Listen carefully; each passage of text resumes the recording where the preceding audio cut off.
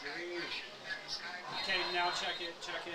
I just screened it, said it was going, and then I just went in and manually went into it.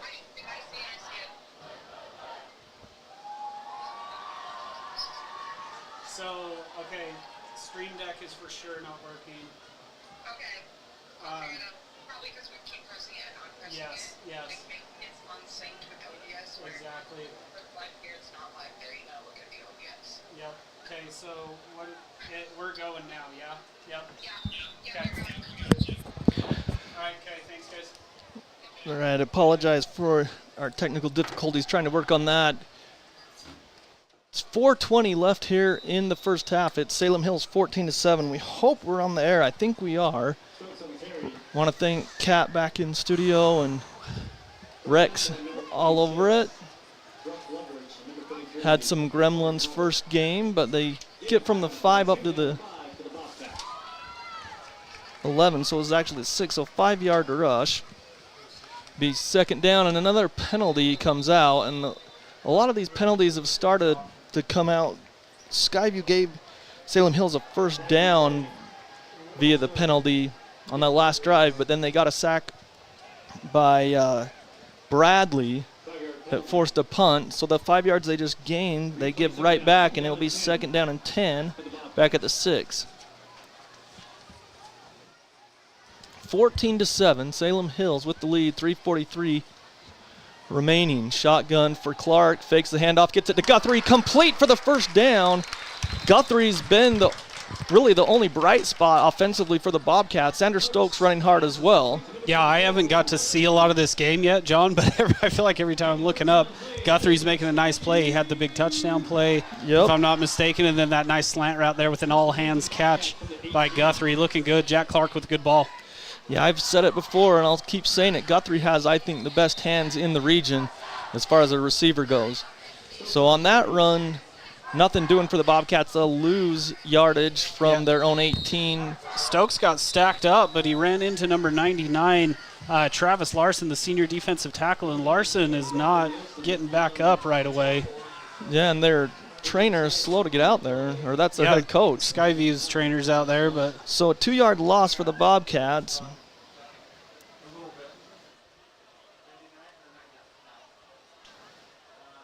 There's the Salem Hills trainer.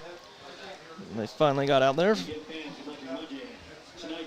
So, John, do you got a minute when we got a player down to kind of give us do you have a recap of what has happened? Because I'd love to know what happened. Well, Salem Hills, they struck first in the first quarter. It was their first drive. They had 13 plays, and on the 13th play, they tried a 30-yard field goal that was blocked by Max Castillo with 6:34 in the first.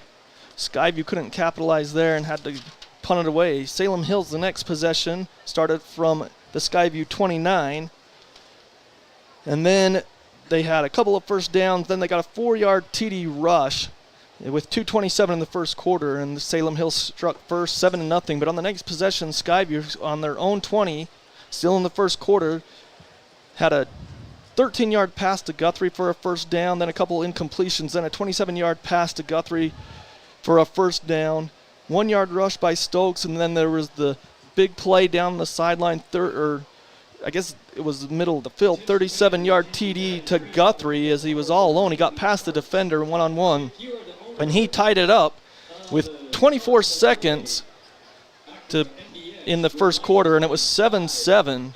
Salem Hills, though, on the next drive from their own 20, took 3 minutes off the clock, got a couple of first downs, and it was a 60-yard pass play. It was 3rd and long, and on 3rd and long, they set up a screen. It was a great play call. Skyview still was there, Rex, I felt like, but they just good moves there, and they gained the first down for 60 yards, and then a 3-yard TD rush. 14-7 Salem Hills with 9:08 in the half, and then Skyview went 3 and out and punted. Salem Hills ended up punting after that sack by Bradley, and then Skyview's got the ball now, and you're up to speed. 14-7, 3:09 here in the first half. Clock running. 3 receivers to the right. Turn around, fake the handoff. Clark passes. It was tipped at the line of scrimmage. Otherwise, he had Chance Wilson on the slant pattern. Yeah, it's a beautifully run play. Wilson ends up getting separation right at the line, but the defensive end, it was number 26, Brock Loveridge for Salem Hills, able to get just enough of that ball to knock it off its trajectory, and it falls incomplete for the Bobcats.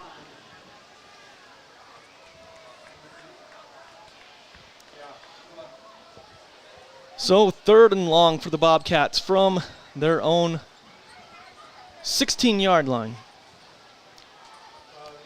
Clark back to pass, looking. He throws it out there. He's got a man in and out of the hands at the 45-yard line. He had a step on the defender, but he just couldn't haul it in. Yeah, Zach Oxborough, he beat the defender. That's actually a really good ball by Jack Clark. It's not the tightest spiral, but it dropped right where it needed to drop, and it just fell incomplete for the Bobcats. So they're going to have to send Brannick Jamison out, and they got to be real careful, John. We've seen a couple of really low snaps so far. The one you missed on the one punt, it was actually a good snap. Was it a view? It was a good snap. We'll take it. So Brannick Jamison standing at his own 1. The receiver for the Skyhawks is at the 50. Snap is back. Great snap. The punt is away, and it's a good one by Jamison. Fair catch signaled for and taken as it drove the Skyhawks back. Wow. Back to the 43. Good punt. Higgins, nice spiral by Brannick Jamison. It's amazing what you can do when the snap hits you right in the chest, but good punt, moves Higginson back. That's about as good as you can do in high school for flipping the field from your own goal line. So defense has got to come out and answer the call now. Up 14-7, 2:48 left in this first half. Yeah, Skyview's given up a couple big plays, but they've had a couple sacks. They're getting pressure. They just need to wrap up and tackle. They've had some good plays. 3 receivers to the left, 1 to the right. Jetty Nilsson, the quarterback for the Skyhawks, takes a snap. Back to pass. He throws one right over the middle, complete. Taken down at the Skyview 45, but what a dart that was. It was, and it was a great route, too, by Grayson Wilson. He just threw a little shake on Alex Dickey at the top of that route, and Alex read left, and he went right, and he created some good separation at the top of that route. Yeah, an 11-yard pass play for the first down, and they're in Skyview territory at the 46, leading 14-7 over the Bobcats with 2:25 here in the first half. My bad.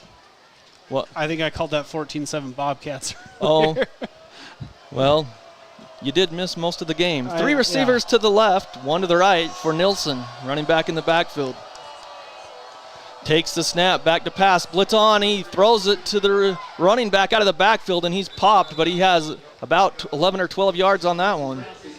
They're going to give him, we'll give him 13 for first, back-to-back first downs. Yeah, that's a Tragan Fusselman, and they're starting to click here. Salem Hills is. Skyview's gotta answer the call to start the season. 33-yard line of Skyview.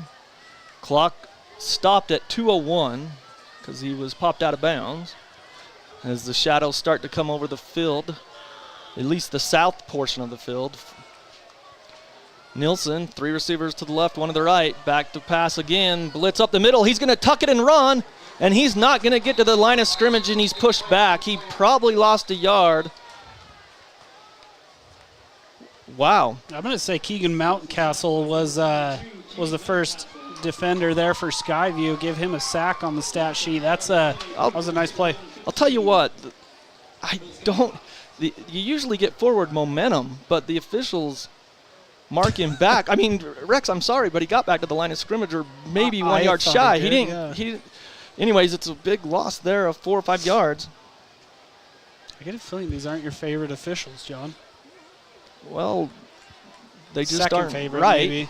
Nilsson rolls out to the left side. He's going to throw on the run. It's complete up the field and popped and knocked out of bounds by Cash Howell with 1:11 here in the first half, 14-7. Cash Howell, another dude. Again, I haven't got to watch much of this game, but every time I'm looking up in its defense, Cash Howell he's right there involved in the plays.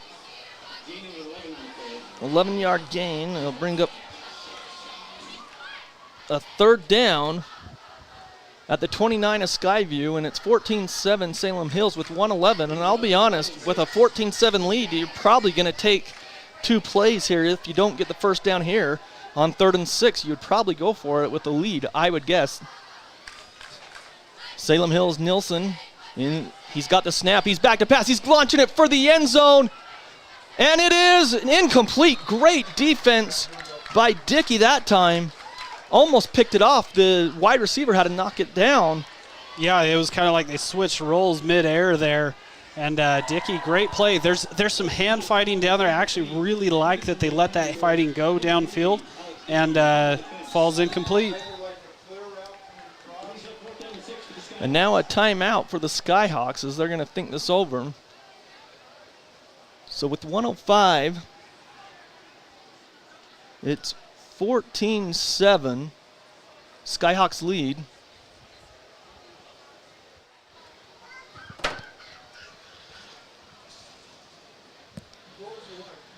Again, the Bobcats received the ball to start the game, so they'll be kicking off to start the second half. Right now it's 4th down and about 6. Ball's at the Skyview 29. They need to get to the 23 of Skyview. Again, Skyview will be at Morgan next week. We won't have that broadcast. The next broadcast that will be on the air will be the following week at Spanish Fork. So next week, the Bobcats actually play on the 22nd on Thursday at Morgan, and Morgan was beating Crimson Cliffs. After the timeout, 4th down and 6 for the Skyhawks. So 4th down and 6, they're going for it.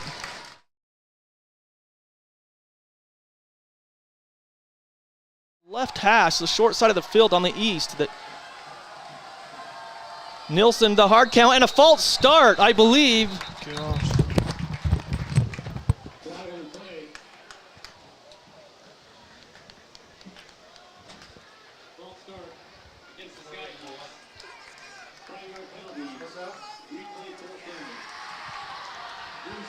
So 5 yards back on that false start.